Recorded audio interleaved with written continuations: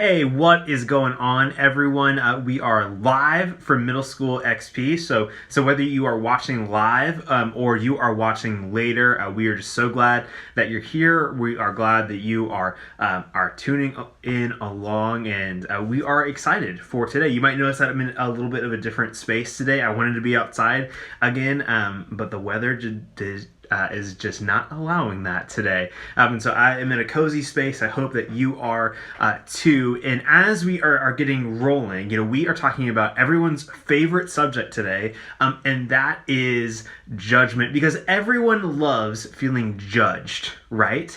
No, I think feeling judged is one of the worst feelings. I don't know about you, but I can't stand it when I feel like I'm being judged. But the problem is that we all judge in our lives. We tend to judge other people, especially when we don't understand someone else, or maybe someone is doing something that we don't agree with. And we tend to judge what that person is doing, what they're saying, what they're thinking, what they're all about. And here's the thing, is that judgment in our lives can be a good tool. Here's what I mean, is that when we use judgment to help us make wise decisions, it can be really good. Like maybe there's a slice of old pizza in the fridge and we take it out. We have to use judgment to figure out if it would be a good decision or not to eat that slice of pizza. Maybe we smell it, maybe we look it over, and we have to use judgment to figure that out. Now, judgment becomes a bad thing when we use it for someone.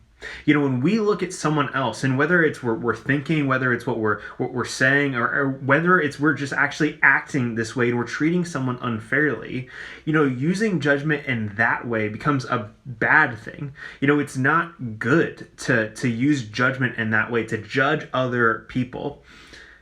And it's really easy to do it, though, that way.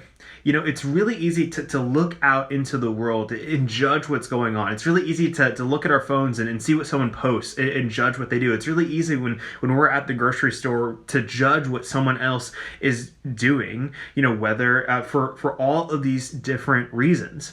And, we are in this series called Lookout. We are talking about injustice and when things aren't right, when things feel off. And as we talk about this idea of looking out and seeing things that aren't right and are unjust, I think we need to talk about the role that judgment plays. When we look out and see things that are wrong, what happens when we are maybe unfairly judging those things too? So last week we said Jesus actually cares about injustice a lot. Jesus really cares about when things aren't right, when things are wrong, when things aren't how they're supposed to be. And one of the things that Jesus did a lot in his time on the earth is that he preached. He taught. There were a lot of things that Jesus did, but one of the things he did is that he taught. He showed people, the what it means to follow him, to follow God, to look after him. And one of his most famous sermons is called the Sermon on the Mount, because it was a sermon on, wait for it, a mountain. That's how it gets its name. And the Sermon on the Mount was this really, really important sermon because it took this big idea of a lot of things that people knew and took them one step further. Essentially, it was Jesus's big sermon to say, hey, instead of just following this rule, this list of rules of do's and don'ts, of do these things but don't do these things, and if you just follow these rules closely enough, you're good. He took it to the next level to say, instead of life just being a list of rules to follow, make it a lifestyle, a way of living. That's how we're supposed to live. And in all of this, Jesus said something really interesting about judgment. So here's what he said. I'm going to be reading from the book of Matthew in the Bible, chapter 7, verses 3 through 5. This is the New Living Translation if you're interested. But here's what Jesus said. He said, "And why worry about a speck in your friend's eye when you have a log in your own?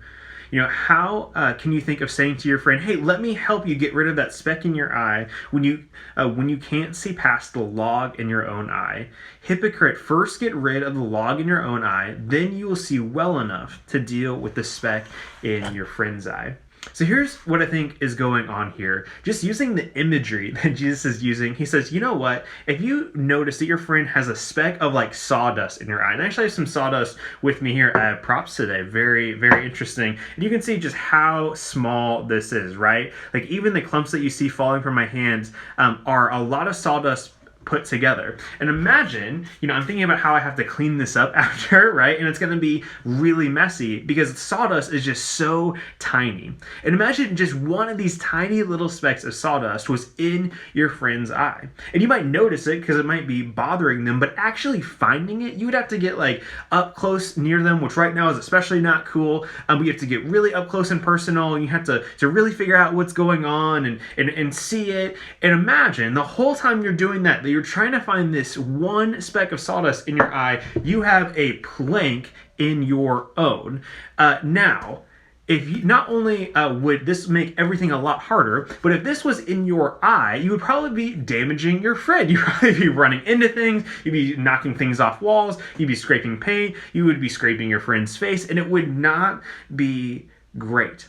And this is the imagery that Jesus is using, and to say, hey, sometimes we can get so focused on this one tiny thing in someone else's life that we ignore what's going on in our own lives. We can get so focused on someone else, what we think they're doing wrong, what we think they're saying wrong, what we think they're thinking wrong. We can think all of these things, and we don't actually think about our own actions and our own thoughts. And in this series, when we're talking about injustice, when we're talking about how things are wrong, what to do when we see things are wrong, when we see things that aren't fair, that aren't right, guys, it can be so easy to look out and see all of these things that are wrong, all these things that we don't agree with, and never look in at our own lives, about the ways that we have maybe treated people unfairly, or maybe are actively treating people unfairly, the ways that we are thinking about people unfairly, the ways that we are talking to and about people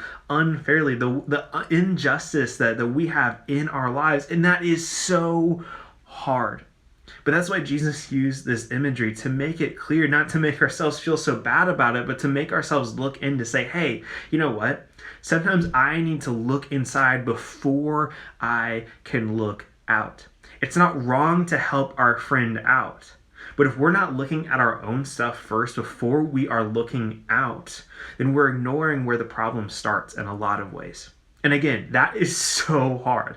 It's so hard to, even if things are as big as this plank in our own lives, it's so hard to recognize those things and deal with those things. And there are some natural defense mechanisms we have, and we might feel like, it's so much easier just to look out and look in, or, I don't want to deal with that. Or we might not even realize that there are things in our own lives where we are thinking or talking about people unfairly and unjustly. But it's a necessary process that we have to go through. And so today, what I hope you hear is that before you look out, look in. That's not to say that you can't look out, but we need to be willing to look at ourselves first before we look out.